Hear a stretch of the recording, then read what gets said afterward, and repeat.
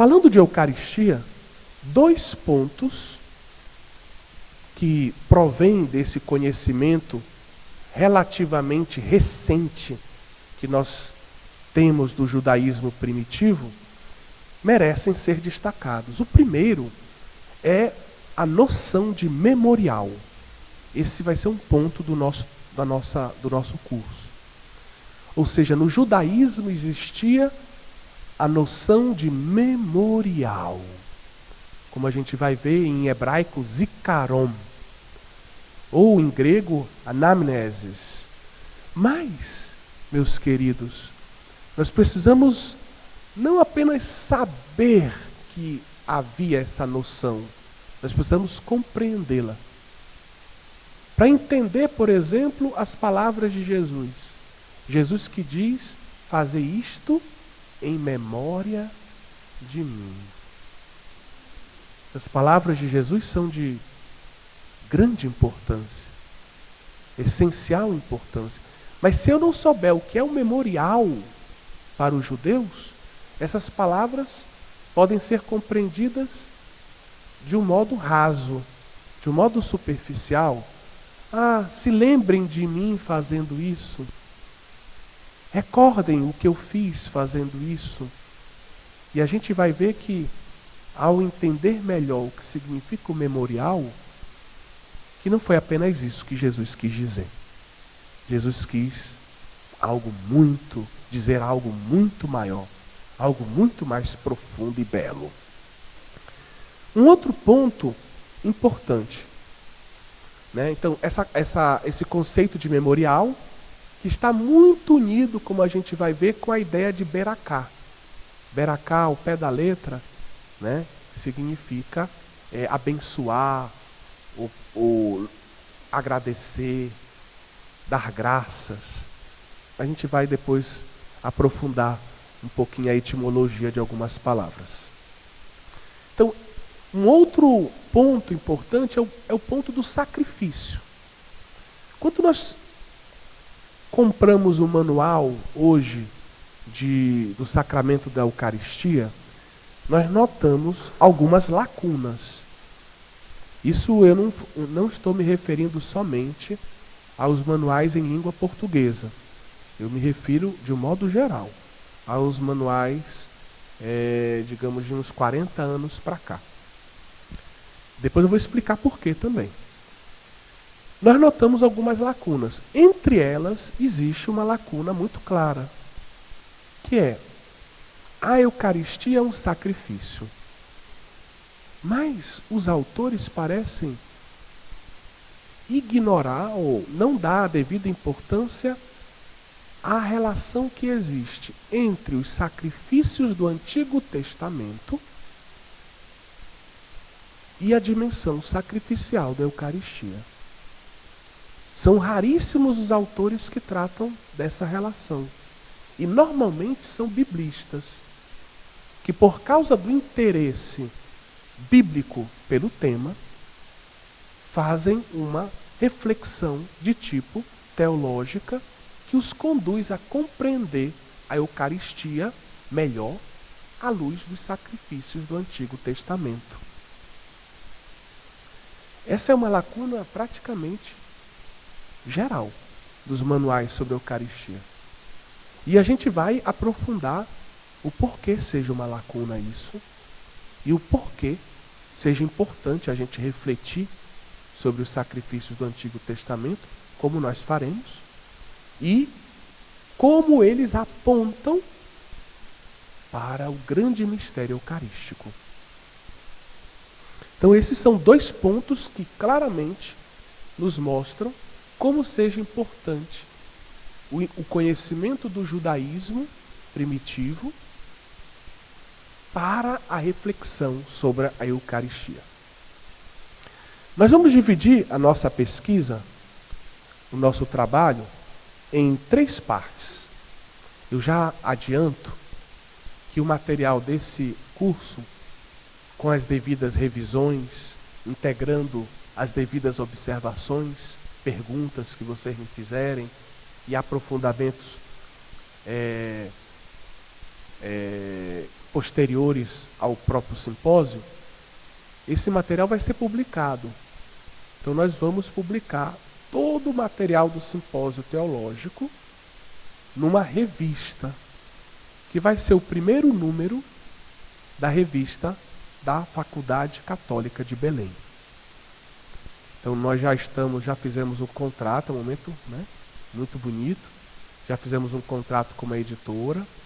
Então nós, depois do simpósio, vamos coletar todo esse material e nós vamos, depois das devidas revisões e aprofundamentos, nós vamos publicar todo esse material. Então amanhã, inclusive, nós vamos passar aqui uma ficha.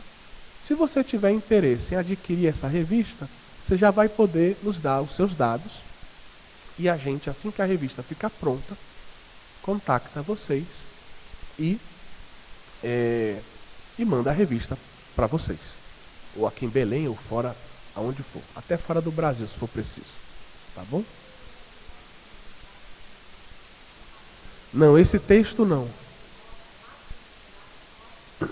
Vai ser disponibilizado primeiro sob forma de revista. Aí temos a ideia de ter uma revista online. Então essa é uma outra possibilidade. Estamos conversando sobre isso também. Ok? Então, já para que vocês saibam. Então nós dividimos o nosso trabalho em 3 partes. Na primeira parte nós vamos tratar desses assuntos, né? Beracá, Zicaron e depois Pessar, que é a Páscoa, né? Nós vou colocar aqui a estrutura do nosso trabalho. Aqui está a estrutura do nosso curso. Então vocês veem na primeira parte, nós vamos tratar desses 3 assuntos. Beracá, Zicaron e Pessar. Então, essa primeira parte está subdividida por palavra. Vamos aprofundar cada uma dessas palavras, seu significado teológico. Na segunda parte do nosso trabalho, nós vamos aprofundar o tema do sacrifício no Antigo Testamento e a relação dele com a Eucaristia. Está dividida em 2 partes, essa segunda. E na terceira parte, nós vamos propor uma reflexão de tipo mais teológica. Vamos aprofundar esse tema, né? Entre Beracá e sacrifício. Vamos refletir agora, sabendo o que é Beracá, Zicaron, Pessar, o que foram os sacrifícios do Antigo Testamento. Nós vamos refletir sobre a Eucaristia.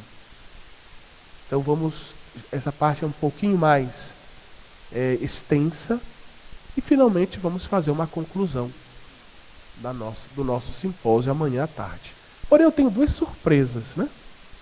2 surpresas boas, eu espero. Nós vamos ter 2 participantes especiais amanhã.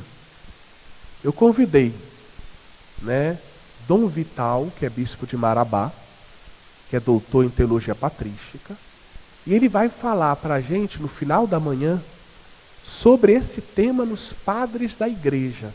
Eu não posso, veja o meu problema, eu tenho 2 dias para falar de um assunto muito denso, importante, então não dá para dizer tudo. Mas Dom Vital se propôs a fazer uma síntese. Ficou felicíssimo com o convite e vai vir falar para nós, amanhã às 11 da manhã, sobre esse tema. Sobre a Eucaristia banquete, Eucaristia sacrifício nos padres da igreja. E no final da tarde, amanhã, nós vamos ter Dom Rifan, que vai falar da dimensão do sacrifício no rito romano, na forma extraordinária e na forma ordinária, recordando os aspectos de banquete e de sacrifício visíveis no nosso rito romano. Então, essas são as 2 surpresas para amanhã. Mas hoje, a notícia ruim é que vocês vão ter que me aturar o dia todo, né? Que pena, né? Uma quaresma antecipada, né? Bom, e aí a gente vai adiantando o nosso trabalho. Vamos tratar um pouquinho Aqui tem algumas ideias que a gente já colocou para vocês. Também tem um tema que a gente vai aprofundar depois dos sacrifícios, que é muito interessante, que eu não vi nada escrito ainda em língua portuguesa sobre isso, mas que tem dado o que falar em língua alemã e em língua italiana, que é o tema do Zevatodá. Nós vamos ver o que é, não se assustem. O tema do Zevatodá é o sacrifício de louvor. Nós vamos explicar bem direitinho, né? E vocês vão sair daqui falando algumas palavrinhas em hebraico. Vejam o lado bom. Que é um tema muito estimulante também para a nossa reflexão eucarística. Então vejam o lado bom do curso, até na introdução ao hebraico, né? Vai acontecer aqui. Então nós vamos começar a apresentar a primeira parte do nosso trabalho. A primeira parte do nosso trabalho, que tem como título Beracá, Zikaron e Pessar. Então, eu não vou ler literalmente o que está aqui nos slides. Os slides são resumos, mas que ajudam você a acompanhar melhor o que eu vou estar dizendo aqui. O gesto com o qual Cristo, durante a última ceia, deu aos seus discípulos o pão, dizendo: isto é o meu corpo, que é dado por vós. Fazei isto em memória de mim.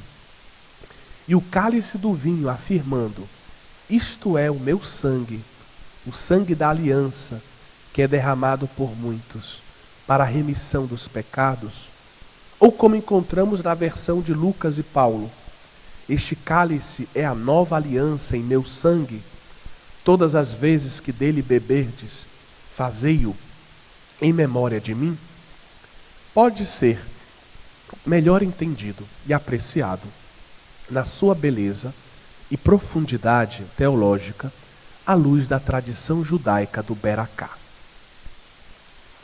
Então, Beracá, essa palavra, ela pode ser interpretada, traduzida, né, como bênção, como louvor de Deus. Entretanto, é claro que aqui a gente está simplificando a coisa. Se nós pegarmos um bom dicionário, a coisa é um pouquinho mais complexa. Mas, basta que nós saibamos isso. E Beracá pode ser traduzido como bênção, como louvor de Deus. É muito interessante percebermos que em Lucas e Paulo, que narram a instituição da Eucaristia, vocês sabem, o Evangelho de Lucas, lá no capítulo 22, versículo 19. E Paulo, no capítulo 11 da primeira carta aos Coríntios, também traz a instituição da Eucaristia por parte de Jesus. Nós vamos ver que Lucas e Paulo, antes das palavras da instituição eucarística proferidas por Jesus, eles dizem que Jesus ele fez um ato de agradecimento. Né? Se usa um verbo, que é o verbo eucaristain, ou eucaristeu, como a gente conta nos dicionários de grego. Então Jesus ele faz a Eucaristia, ele faz uma ação de graças antes de realizar o gesto com o pão e o vinho, o gesto sacramental de instituição da Eucaristia. Entretanto, se nós lermos Marcos e Mateus, nós vamos encontrar um outro verbo, logo no início da narração. É o verbo euloguem, ou eulogueu. Esse verbo euloguem, ele é muito próximo do verbo eucaristain. Ele pode ser traduzido como abençoar, bendizer. Dependendo da época, esse uso das palavras eucaristain e euloguem elas são usadas como sinônimos. Mas em outros períodos, em certos contextos linguísticos, o euloguem tende a ser mais o abençoar, enquanto o eucaristain tende a ser mais um agradecer, um dar graças. É um tema, eu não posso esconder a complexidade do tema, mas eu estou tentando simplificar. Alguns dicionários dizem que são sinônimos. Dizer que são sinônimos, só isso é pouco. Eles têm um valor semântico muito próximo. Entretanto, se nota uma tendência. O eucaristai, o verbo eucaristai significa normalmente agradecer, enquanto o verbo euloguém significa principalmente abençoar, que é diferente, né? Bom, então em Marcos e Mateus, antes do gesto sacramental da instituição da Eucaristia, se usa o verbo euloguém. Mas, no meio da instituição da Eucaristia, depois que Jesus já disse as palavras, por assim dizer, de consagração do pão, a narração de Marcos e Mateus acrescenta que Jesus também dá graças. Se usa o verbo eucaristai também, antes do gesto com o cálice. Ou seja, é importante nós compreendermos, Paulo e Lucas usam, antes da instituição da Eucaristia, o verbo eucaristai. Marcos e Mateus usam dois verbos. Antes do gesto com o pão, euloguém, Jesus abençoou. Mas depois, antes do gesto com o cálice, eucaristai, Jesus deu graças. Ou seja, o dar graças está presente nas 4 narrações. Mas o euloguém somente em Marcos e Mateus. Ok? Bom, vamos adiante. Agora eu vou citar aqui o Papa Bento XVI. Certo? Eu não vou poder repetir sempre, mas agora eu repito. Tá certo? Então, em Marcos e Mateus, nós temos, antes do gesto com o pão, o verbo euloguém. Antes do gesto com o cálice, o verbo eucaristai. Lucas e Paulo, nós temos apenas, antes dos dois gestos, e em Lucas, antes do segundo gesto também, nós temos o verbo eucaristai. Ou seja, nos 4 textos, aparece a palavra eucaristai, o verbo eucaristai. Enquanto que o verbo euloguém aparece apenas em Marcos e Mateus, antes do gesto com o pão. Então vou citar agora Bento XVI.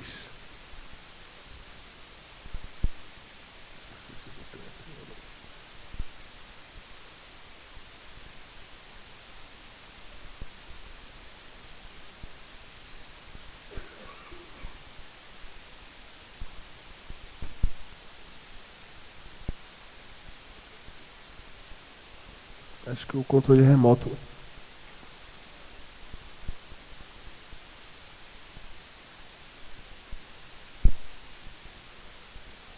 Então estão aqui os textos. Marcos, Mateus, Lucas e 1 Coríntios 11.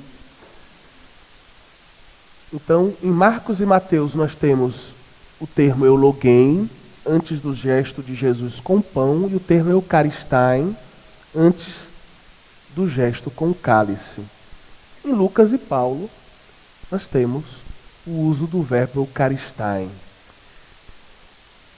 As diferenças que existem entre as narrações fazem com que, hoje, a maioria dos exegetas, dos teólogos, considere que estamos diante de 2 tradições. Marcos e Mateus fazem parte da tradição gerossomilitana, é a tradição ligada à igreja de Jerusalém. Lucas e Paulo normalmente são apresentados como parte da tradição antioquena, Antioquia, aonde os cristãos foram denominados assim pela primeira vez. E aí existe toda uma reflexão, todo um estudo sobre qual destas tradições seria a mais antiga. Porque é claro que todo mundo quer saber qual é o texto mais próximo daquilo que Jesus fez na última ceia. E muito provavelmente o texto mais antigo traz, digamos, algo mais próximo daquilo que Jesus realizou. Muito provavelmente, é porque é provável, mas não é certo a coisa. Então existe toda uma reflexão. Qual dessas tradições é mais antiga? Hoje se escreve muito sobre isso. Mas nós temos um artigo famoso sobre esse assunto, de Joaquim Jeremias, que influenciou a maioria dos liturgistas. A maioria dos liturgistas, conhecendo ou não Joaquim Jeremias, segue o artigo do Joaquim Jeremias. E o Joaquim Jeremias, ele afirma que a tradição mais antiga seria aquela de Marcos. E ele coloca como data provável dessa tradição os anos 40. Ou seja, cerca de 10 anos depois da morte de Jesus. Entretanto, o artigo do Joaquim Jeremias hoje já está, digamos, ultrapassado, por assim dizer. E as pesquisas mais recentes, elas chegam a antecipar essa data. Então, autores hoje, como Rudolf Pesch, para citar um, tendem a falar até dos anos 30. Ou seja, que essas tradições, apesar delas estarem, como nós as conhecemos, terem sido escritas mais tarde, elas são dos anos 30 ainda, do final dos anos 30. Ou seja, estariam muito próximo ali da Páscoa de Jesus, realmente. Certo? Então, isso é para explicar um pouco o que tem no slide de vocês. Agora eu vou ler uma citação do Bento XVI. Paulo e Lucas falam de Eucaristia, ação de graças. Tomou então o pão e depois de dar graças, partiu-o e deu a eles. Marcos e Mateus, ao contrário, sublinham o aspecto eulogia, bênção. Ele tomou o pão e depois de os benzer, de os abençoar, partiu-o e deu a eles. Ambos os termos gregos, eucaristain e euloguém, no fundo remetem à beracá judaica. São dois momentos da beracá judaica. Já já a gente coloca um slide em que nós tentamos propor essa compreensão. Ou seja, para a grandiosa prece de ação de graças e de bênção da tradição de Israel, que inaugurava os grandes banquetes. Essas duas diferentes palavras gregas indicam as duas orientações intrínsecas e complementares desta oração. Com efeito, a beracá é, antes de tudo, ação de graças e louvor, que se eleva a Deus pelo dom recebido. Na última ceia de Jesus, trata-se do pão, feito com trigo, que Deus faz germinar e crescer da terra, e do vinho produzido pelo fruto amadurecido nas videiras. Esta oração de louvor e de ação de graças, que se eleva a Deus, retorna como bênção, que desce de Deus sobre o dom e o enriquece. Assim, a ação de graças e o louvor a Deus tornam-se bênção. E a oferenda doada a Deus volta para o homem, abençoada pelo Todo-Poderoso. As palavras da instituição da Eucaristia inserem-se nesse contexto de oração. Nelas, o louvor e a bênção da beracá tornam-se bênção e transformação do pão e do vinho no corpo e no sangue de Jesus. São as palavras de Bento XVI numa catequese, numa audiência geral do dia 11 de janeiro de 2012. Então, tendo a data, você pode encontrar na internet depois. 11 de janeiro de 2012, audiência geral. Então, meus queridos, Bento XVI, justamente como outros autores, nos faz compreender que não existe uma oposição entre Eucaristai e Euloguém, mas que, no fundo, esses dois verbos, eles são dois momentos da mesma beracá. E a beracá é importante por quê? Porque a estrutura de beracá está presente em todos os banquetes, digamos, judaicos, que tem uma conotação religiosa. Certo? Então, todo banquete judaico normalmente tem uma conotação de beracá. Acho que o desenho ficou um pouquinho pequeno, podia ter aumentado, né? Vamos ver agora o exame de vista de vocês. Mas a ideia que nós temos qual é? Deus em cima, vocês estão vendo, né? E o povo embaixo, quem está celebrando, né? O banquete, a beracá. Então eu vou me aproximar aqui da tela para explicar melhor. Então, no fundo, aqui tem a estrutura da beracá, esses quatro caixas de diálogo aqui com palavras, né? Mas a gente tem que lembrar o quê? Que antes da beracá tem uma bênção. O povo de Deus, ele se sente um povo abençoado. E é porque ele é abençoado por Deus que ele pode elevar a Deus a beracá. Então, no fundo, a beracá, ela nasce de uma ação primeira de Deus. Como tudo, né? Deus nos amou primeiro. Deus, ele sempre toma iniciativa em tudo. Da mesma forma, a beracá é compreendida pelos judeus e nós cristãos também compartilhamos essa mesma visão a partir do fato de que Deus tomou a iniciativa, Deus formou um povo, Deus separou um povo para ele. Então Deus abençoou um povo, é a bênção primordial. A partir dessa bênção primordial, eu entendo a beracá. O primeiro movimento propriamente dito da beracá é o movimento de louvor, que está aqui desse lado. Ou seja, o judeu começa o seu banquete dando graças, agradecendo. Baruch atah Adonai, Melech haolam. Então ele vai dizer, bendito sejas tu, Senhor, Deus do universo, porque tu criastes todas as coisas, criastes a videira que nos dá o vinho, criastes a oliveira que nos dá o óleo, criastes a terra que nos dá o trigo, o pão. Bom, então nós temos o louvor, a gratidão. E esse louvor sobe a Deus e traz do céu a bênção de Deus. Então, a bênção de Deus, que pode ser traduzido em grego pelo termo euloguém, o verbo euloguém. Então, a bênção de Deus é esse segundo movimento, o movimento descendente. Tem o movimento ascendente e o movimento descendente.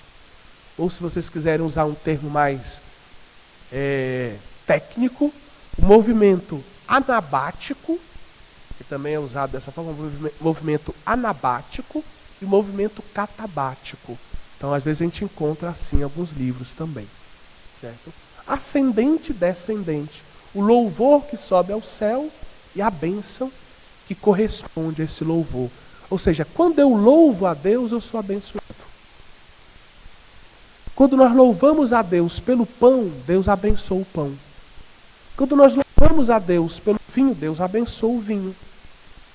Ou seja, o meu louvor corresponde a um ato de Deus, a uma bênção divina.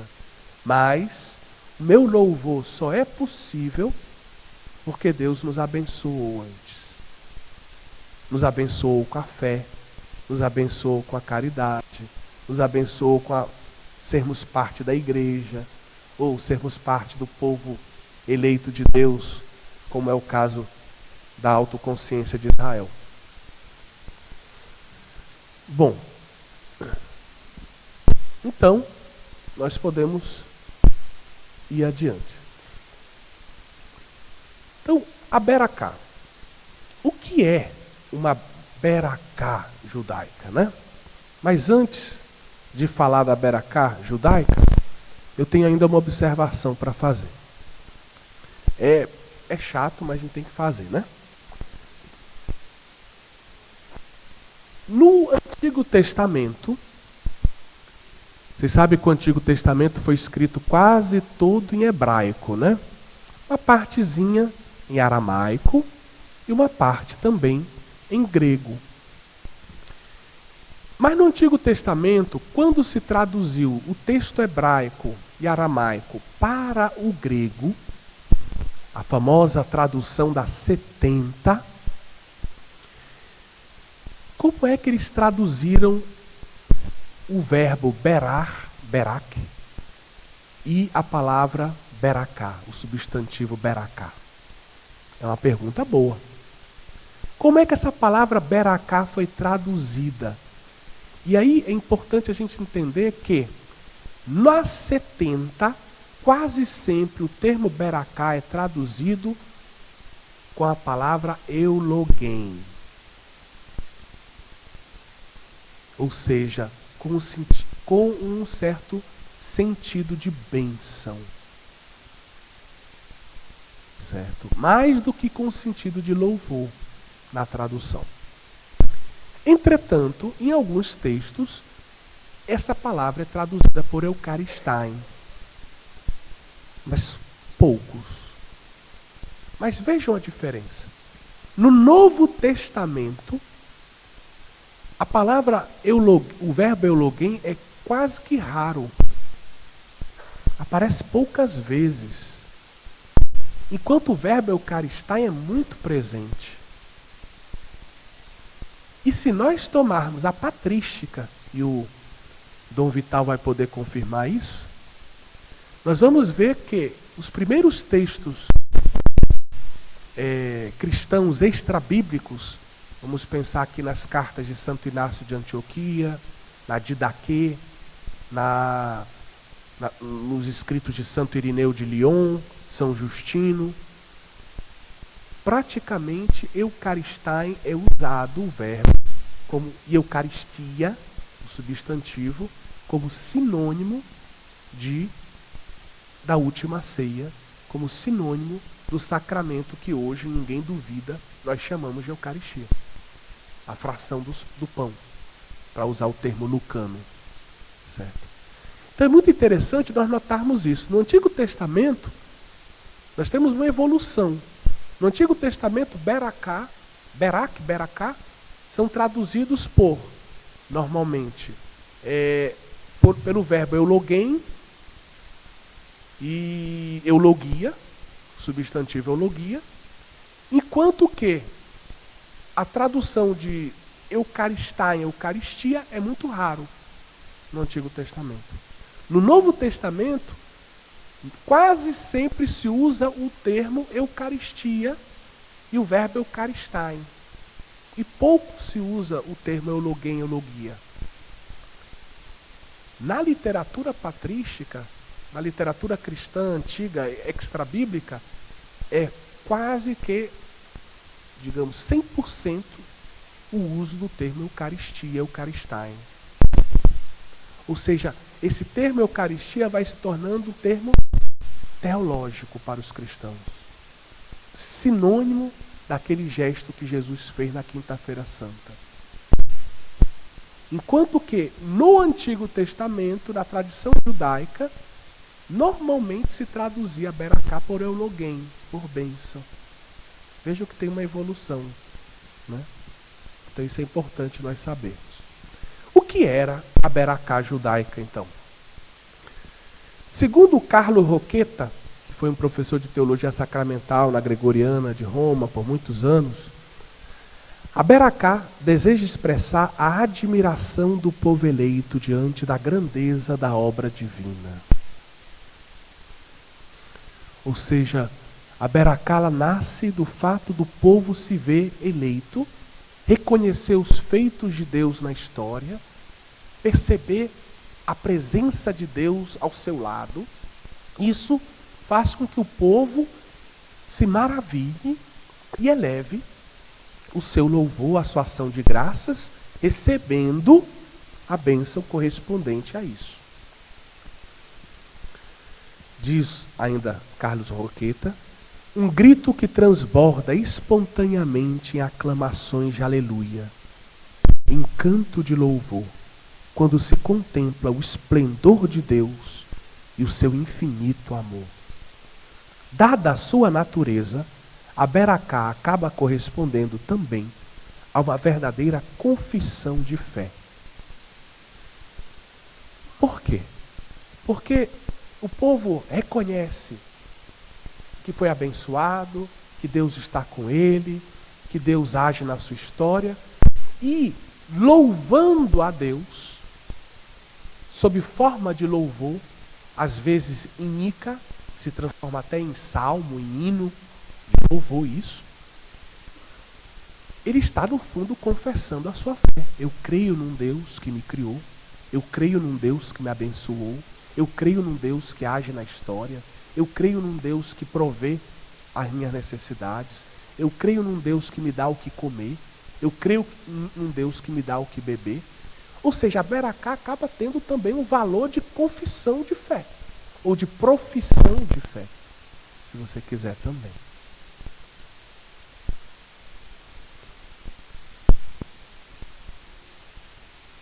Por outro lado, diante desse reconhecimento de Deus, toda vez que a gente se coloca diante da grandeza de Deus, da santidade de Deus, existe um efeito contrário a isso, né?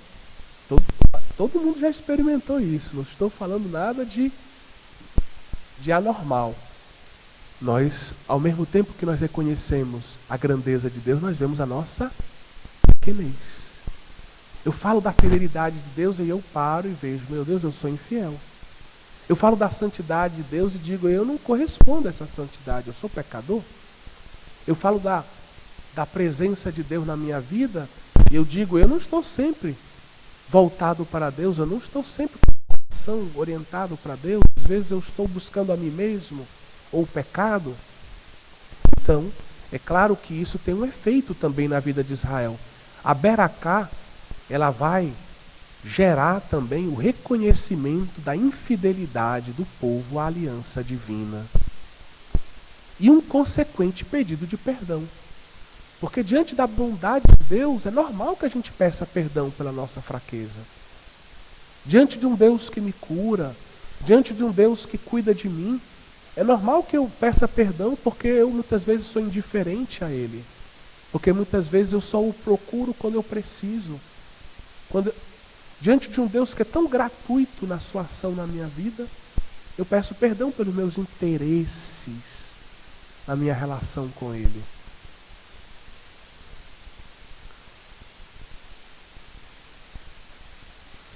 Esse pedido de perdão normalmente vem acompanhado também de uma renovada entrega, de um abandono, cheio de confiança ao terno amor divino. Essa palavra ternura por Carlos Rocchetta é muito importante, Carlos Rocchetta. Inclusive ele tem um belo livro que eu recomendo, não faz parte aqui do nosso curso, que é Teologia da Ternura. É um livro, ao meu ver, que profetiza um pouco o magistério do Papa Francisco. Quer dizer, 10, 15 anos antes, ele escreve sobre algo que o Papa Francisco insiste. Carlo Rocchetta, Teologia da Ternura. É um livro excelente. Bom, então ele diz que esse pedido de perdão normalmente é acompanhado também por essa renovada entrega, por esse renovado abandono, confiante nas mãos de Deus, um abandono nesse amor que é eterno, que é misericordioso. Eu reconhecendo tudo que Deus faz, tudo de bom que Deus opera, eu reconheço a minha fraqueza, peço perdão pelos meus pecados, e ao mesmo tempo o movimento seguinte é: mais uma vez eu me entrego a Deus. Mais uma vez eu me coloco nas mãos de Deus. Mais uma vez eu me coloco abandonado nas mãos de Deus, pedindo que Ele cuide de mim. Porque eu estou louvando Ele porque Ele cuida de mim. Porque Ele me dá tudo o que eu preciso. Eu não preciso, né? Digamos, é como Jesus no Evangelho que diz, né? Olhem para os pássaros, olhem para as flores, vejam como eles são bem cuidados por Deus. Deus ama vocês muito mais do que Ele ama os pássaros e as flores. Esse Deus vai cuidar de vocês. Esse Deus, deixem-se cuidar por Deus. E esse é o Espírito. Quem vive a Beracá, ele normalmente renova a sua aliança de amor com Deus, a sua entrega amorosa a esse Deus que é amor, que é misericordioso, que é eterno, que cuida de nós.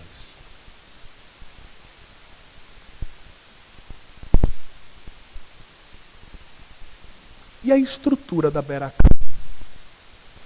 A estrutura da Beracá está aqui. Nós podemos dizer que não apareceu o número 3, eu acabei errando na hora de dar o Enter, né? Mas o número 3 estaria lá embaixo. Eu coloquei aqui em cima, na quarta linha, mas é lá na quinta linha, na verdade. Então a Beracá, normalmente ela está dividida em 3 partes, na forma final dela.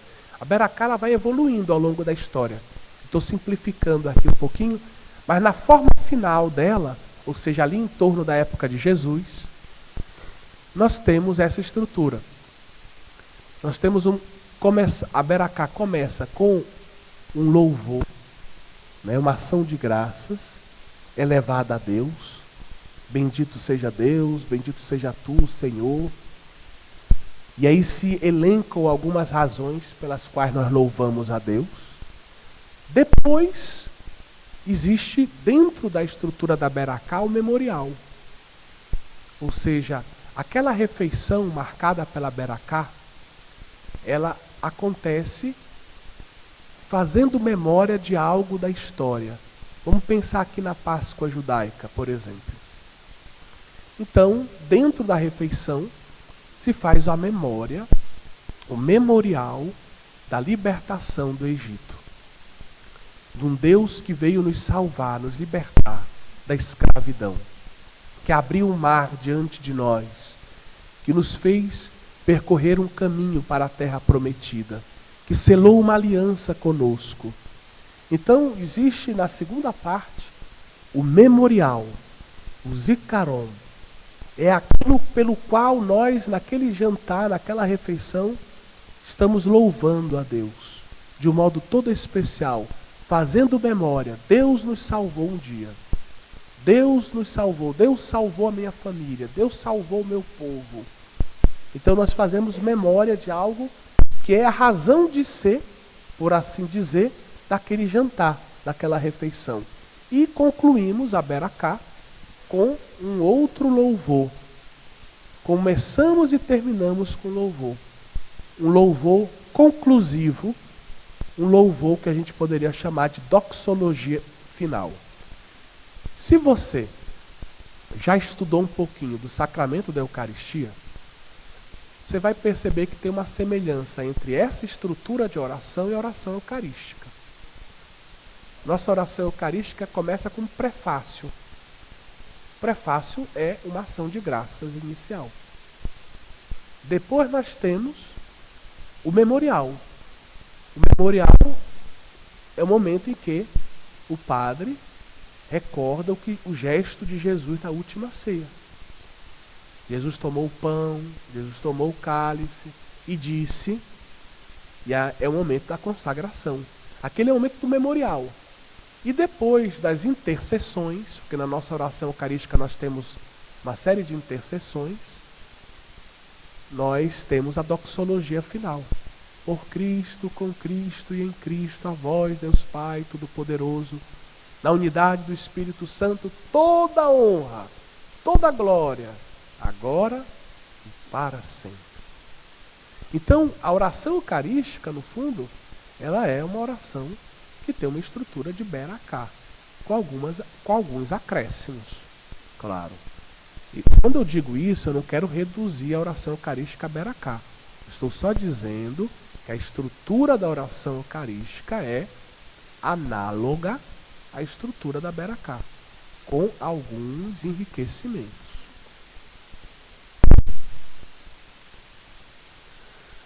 Como vocês estão vendo, o memorial ele está no coração, está no centro da Beracá, a ideia de memorial. Então, é necessário nós falarmos um pouco mais do que seja o memorial. Vou citar aqui o texto do Marcilli. É um livro muito interessante sobre a Eucaristia que, infelizmente, está precisando ser reeditado. Tá bom? Então, você vai encontrar em sebo, em outras palavras, hoje.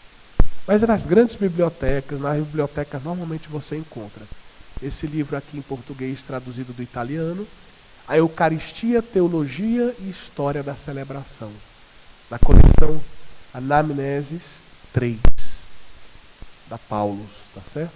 Então vocês escrevam para Paulus pedindo para ela lançar uma nova edição, que a gente não encontra mais, tá bom?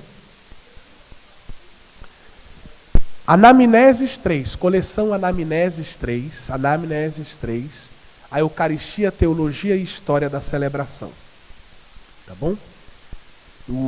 Tem vários artigos, entre eles tem um artigo do Marcilli. Então eu estou citando isso aqui. Que o sentido memorial informasse tão profundamente a Beracá deve-se certamente ao fato de que ela era, de certa forma, a alma que vivificava na sua história toda a relação de Israel com Deus. O Marcilli está dizendo algo que outros autores vão dizer de outro modo. Ele está dizendo: o memorial é o coração da Beracá. O memorial é muito importante por quê? Porque é uma característica essencial de Israel, fazer memória dos grandes eventos da salvação. O fazer memória dos grandes eventos da salvação faz parte do DNA da religião de Israel, do judaísmo. Tá certo? Ou seja, Israel, a religião de Israel é baseada nisso. Tire isso e você diz a religião de Israel. Você acaba com o judaísmo. A religião de Israel é baseada no fazer memória dos grandes eventos da salvação. E o que é o nosso ano litúrgico? É herdeiro dessa verdade? Nós fazemos memória dos grandes eventos da salvação. Nascimento de Jesus, a morte de Jesus, a ressurreição de Jesus, a transfiguração de Jesus e assim por diante. Claro, a novidade, que é o Novo Testamento, que é Jesus, né? Agora vamos para o segundo ponto. Zikaron. Aqui é um exemplo de Beracá mais conhecida, né? Usada na Páscoa. Baruch atah Adonai Eloheinu melech haolam hamotzei min haaretz. Bendito és tu, eterno nosso Deus, Rei do Universo, que faz surgir o pão da terra. Os padres que estão aqui presentes, meus irmãos no sacerdócio, sabem que aqui nós temos o modelo da nossa oração de ofertório. Quando nós fazemos hoje, elevamos o pão e o vinho no momento do ofertório, né? Nós dizemos palavras muito próximas destas. Nós fazemos hoje o ofertório do rito romano na forma ordinária. Ele tem uma estrutura de Beracá, que é uma novidade. Antes do Vaticano II tinha uma estrutura diferente. Então depois do Vaticano II se retomou uma estrutura de Beracá. Tá certo? E agora vamos para o tema Zikaron, memorial. Antes ainda da nossa pausa, mais 10 minutinhos a gente faz uma pausa. O termo hebraico Zikaron provém do verbo zakar, recordar. É traduzido normalmente pela 70 com o termo mnemosinon. Coloquei aqui, né? Mnemosinon. Eu queria chamar a atenção para esse termo, mnemosinon. Eu não cito as coisas só por citar, né? Nenhum teólogo deve fazer isso. Mas é importante a gente entender, a língua hebraica ela é muito concreta. Na hora de traduzi-la, a gente fica às vezes com dificuldades. E o grego, a tradução do hebraico para o grego não foi sempre fácil. E é interessante que se traduza por mnemosinon. Por quê? Porque mnemosinon, ele vai dar a ideia de algo que é fortemente concreto. Fazer memorial, o memorial, não é uma coisa abstrata para o judeu. Uma vaga lembrança, né? Uma coisa que aconteceu há 2000 anos, eu sei mais ou menos como foi, vamos celebrar, porque todo ano a gente celebra, né? Não. A ideia de memorial para o judeu é algo muito concreto. Na medida que eu celebro o memorial, aquele evento lá do passado emerge. Ele se torna presente aqui e agora para aqueles que celebram. Aqui e agora. No hoje da celebração. No aqui da celebração. Emerge o evento. Ou seja, o evento se torna presente. E essa presença, ela não é algo subjetiva. Nós que somos filhos, né, de uma linha de pensamento muito marcada pela subjetividade, isso é contrário à ideia do pensamento judaico. O pensamento judaico é muito concreto, muito objetivo. E por isso, essa presença ela não é subjetiva. Não está aqui apenas. Ela está presente pela graça da liturgia, pela força da palavra de Deus, pela invocação do nome de Deus. Ela está presente.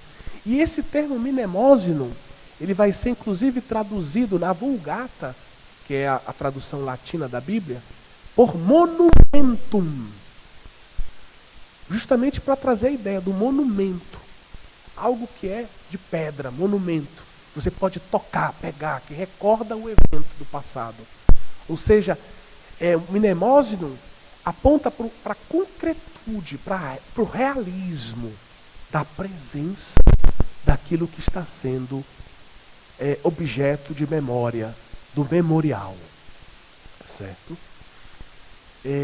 No Novo Testamento, porém, vai se usar mais a expressão anamnesis, que é o termo que a gente usa hoje na liturgia, de um modo geral. Né? Certo? Que é o fazer memória.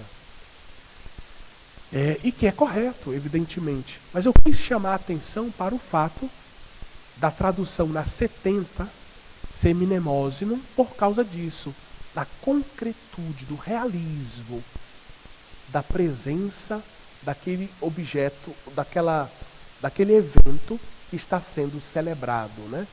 Cujo memorial celebramos. Então, Zikaron. O memorial evocava de novo, não apenas subjetivamente, mas também objetivamente, graças ao rito instituído, sinais, símbolos, palavras, por querer divino, uma determinada ação de Deus na história do seu povo. O exemplo clássico é a Páscoa judaica, o Pessar. Ibáñez é um professor de teologia eucarística da Universidade da Santa Cruz de Roma. Então, a Universidade da Santa Cruz tem uma coleção de manuais. Esse é o manual do professor Ibáñez. Eu reputo esse manual em língua italiana, não tem ainda em língua portuguesa, talvez o melhor manual de teologia eucarística, na minha humilde opinião. Mas se não for o melhor, é um dos melhores. Tá certo? Então eu vou citar bastante o professor Ibáñez. O professor Ibáñez acrescenta, né, sobre esse ponto.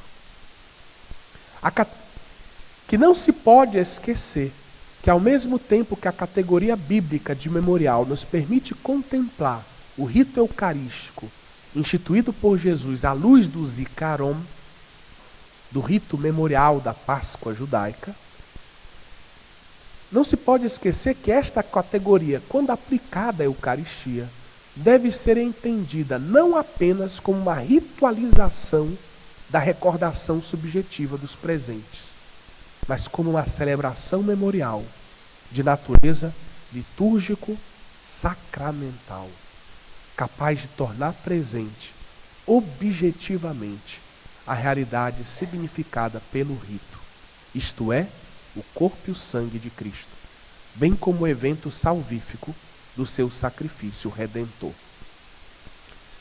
É importante isso, porque em certas linhas do protestantismo impera uma certa visão subjetiva dessa presença de Cristo. Se nós tomarmos um autor, para dar um exemplo, vou dar 2 exemplos aqui. Calvino, João Calvino, né? Calvino vai dizer, em outras palavras, que quando eu celebro a Eucaristia, quando eu comungo, Cristo não está presente objetivamente no pão eucarístico. Porque para Calvino, Cristo está glorioso à direita do Pai. Ele não pode estar lá e cá ao mesmo tempo. A filosofia de Calvino é um pouquinho fraca, né? Nesse sentido. E aí, ele vai dizer, mas quando eu recebo esse pão, tendo ouvido a palavra, eu entro em sintonia com Cristo e eu posso comungar com Cristo espiritualmente. Eu faço uma comunhão dinâmica espiritual com Cristo. Mas Cristo não está presente na Eucaristia. Mas Ele pode se tornar presente no meu coração, na minha vida, através da Eucaristia. É subjetiva a coisa. Deu para entender ou não? Zwinglio, outro grande nome da Reforma, né, de Zurique, vai dizer ainda mais. Cristo não está presente, é tudo símbolo, é só simbólica a coisa. Sim? Como é? Não, mas é importante porque nós temos irmãos cristãos que conhecem Jesus também e que não compartilham a nossa visão eucarística. Então é bom a gente conhecer também a visão deles. Então, meus queridos, é importante a gente entender que no protestantismo, às vezes, impera uma visão subjetiva. Por isso que eu estou insistindo sobre a objetividade da presença. Então, o Ibáñez, no texto que eu li, ele vai dizer bem claro, é uma presença, além do significado de memorial, nós devemos recordar. A nossa teologia litúrgico-sacramental é sacramento. Existe uma presença objetiva graças à sacramentalidade do gesto eucarístico. Cristo está presente, realmente, substancialmente. E o evento que nós celebramos está presente, realmente. Mesmo que eu não creia, eu posso não crer, mas ele está presente. Não depende da minha fé a presença dele. Eu posso estar numa missa e não crer e ele está presente do mesmo jeito. Posso comungar sem crer, eu posso não comungar, mas eu recebi Jesus Cristo. É ele, objetivamente. Mas se eu não crer, evidentemente meu coração se fecha, eu posso não usufruir da presença dele. Então é importante a gente recordar isso. Sobre a importância desse tema memorial para a teologia, eu gostaria de ler um texto também do nosso Papa Bento XVI, de um livro que acho que muitos de nós já lemos, né? Bom,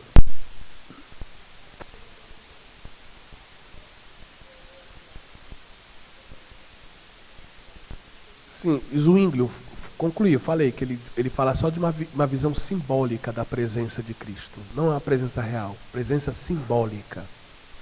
Para completar, Lutero. E Lutero, padre? Lutero ele fala de uma presença concomitante. Ou seja, na Eucaristia está presente o pão, é pão e é Cristo, ao mesmo tempo. Pão e Cristo, ele fala de consubstanciação. Certo? Ou seja, Jesus fica ali espremido no meio do pão. Quer dizer, a filosofia de Lutero é meio complicada, certo? E então como é que fica? Jesus e o pão juntos ali, quem é quem? Bom, mas Lutero tem que ser fiel à Bíblia. Por que ele diz que Cristo está presente? Porque ele quer ser fiel à Bíblia. A Bíblia diz, isto é o meu corpo. Então Lutero diz, eu não posso dizer que não é Cristo, é, mas ao mesmo tempo é pão. Ele não queria usar o termo transubstanciação, porque era um termo católico. Então ele cria o termo consubstanciação, sem aparentemente perceber o problema filosófico que ele cria. Bom, então vamos adiante, sobre a citação que eu queria fazer. Hoje, graças sobretudo, não se assustem com os nomes que vão surgir, vamos conhecer todos os personagens, alguns a gente já ouviu falar. Hoje, graças sobretudo aos estudos de Joaquim Jeremias, que a gente já citou, que posteriormente foram elaborados por Max Turian, é evidente que esta palavra memorial é fundamental para a teologia do Antigo Testamento. O memorial é uma categoria central da prática sacrificial veterotestamentária. Mas memorial é, antes de mais nada, também uma categoria de atualização, fazendo-se memória. Vamos tentar deixar o celular no silencioso. Mas memorial é, antes de mais nada, também uma categoria de atualização, fazendo-se memória da história da salvação. Israel a recebe como presente. Entra nessa história e participa da sua realidade. Poderíamos dizer que a ideia de fazer memória e a subordinação do inteiro culto à ideia de memorial constituam a diferença decisiva entre o culto de Israel e aquele do mundo dos povos vizinhos. Uma coisa, enfim, poderia ser acrescentada ainda. O memorial tem uma relação não apenas com o passado e com o presente, mas também com o futuro. É um recordar-se, por parte do homem, da ação salvífica de Deus, mas é também um recordar a Deus o que ainda falta. Um grito de esperança e de confiança em vista do futuro. É muito interessante, porque o que ele está dizendo? Ele está dizendo o passado irrompe no presente. O memorial é isso. Aquilo que nós celebramos, o memorial, se torna presente aqui. O passado, o evento do passado se torna presente aqui agora. Ok? Mas quando isso acontece, além de enriquecer o meu presente, isso abre perspectiva para o futuro. Porque o Deus que começou a sua obra vai completá-la. Deus que começou a operar no meio do seu povo vai levar essa obra até o fim. E justamente isso nos aponta para o futuro. Isso nos dá esperança. Isso nos dá fé. Isso renova o nosso coração para que nós nos encaminhemos para o futuro de todo o nosso coração. Certo?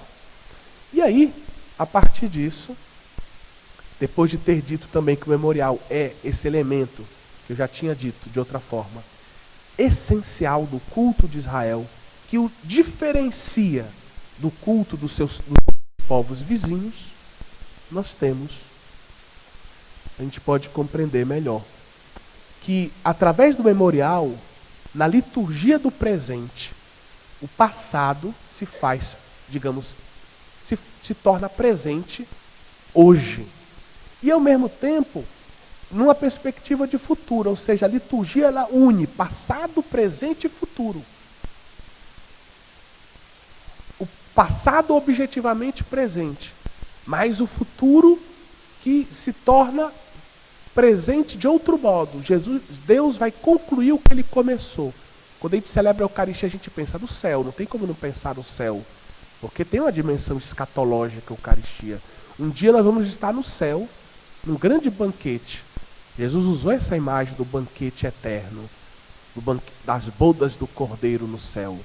Então, presente, passado e futuro se unem na liturgia.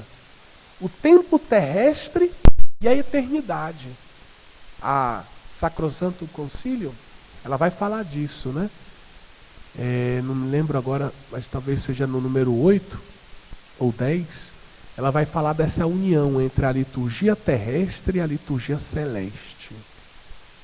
Quando a gente celebra aqui na terra, a gente se une ao céu, aos anjos e santos, a gente diz, quando vai cantar os santos. Permita o Senhor que a nossa voz se una dos anjos e dos santos, para te aclamar, dizendo santo, santo, santo. Ou seja, algo que a gente crê um dia, nós vamos fazer isso para sempre.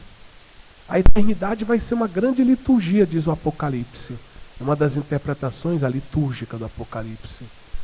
Uma grande liturgia, a liturgia eterna, com doxologias, com hinos, com cantos, que percorrem todo o livro do Apocalipse. Então, passado, presente e futuro se tocam na liturgia. Na liturgia se toca o tempo e a eternidade. Um toca no outro. E essa é a beleza, a força da liturgia, né? Como nós, para a gente não deixar esse ponto sem acabar, então vamos falar dele antes de dar um intervalo. Max Turian, ele cita um autor chamado Max Turian. Max Turian é um autor interessante porque ele fundou um movimento chamado TZ na França, junto com o Frei Roger, que faleceu, foi assassinado, né? E ele foi um dos fundadores. Em determinado momento, ele deixou tudo, foi ser padre, pela diocese de Nápoles, e se dedicou aos estudos teológicos. E escreveu muito, especialmente sobre o tema dos sacramentos. E ele escreve sobre a Eucaristia. E sempre, como ele tem uma origem protestante, né, ele é um católico que antes era protestante, ele tinha um grande conhecimento bíblico. Então a reflexão dele é fortemente enraizada na Sagrada Escritura. E por isso ela traz alguns elementos estimulantes para a teologia sacramental. Então Max Turian, ele justamente trabalhou o tema da noção bíblica de memorial, mostrando, né, a importância desse tema para a compreensão do gesto eucarístico de Jesus na última ceia. E ele ajudou a superar um problema que atravessou os séculos. Problema que eu vou tentar resumir aqui de modo muito simples, vou levantar e tentar, digamos, resumir de modo bem simples a coisa. Se nós pegarmos os reformadores, Lutero, Zwinglio e Calvino, todos os três, eles negam vários aspectos da teologia eucarística. Eles negam a transubstanciação, eles negam a dimensão sacrificial da Eucaristia, porque eles dizem assim: o sacrifício de Jesus na cruz, o evento da cruz, é o sacrifício salvífico para todos os homens de todos os tempos. Quando um católico diz que a missa é sacrifício, no fundo é como se ele estivesse dizendo, é o que eles dizem, não é o que eu digo, depois eu explico.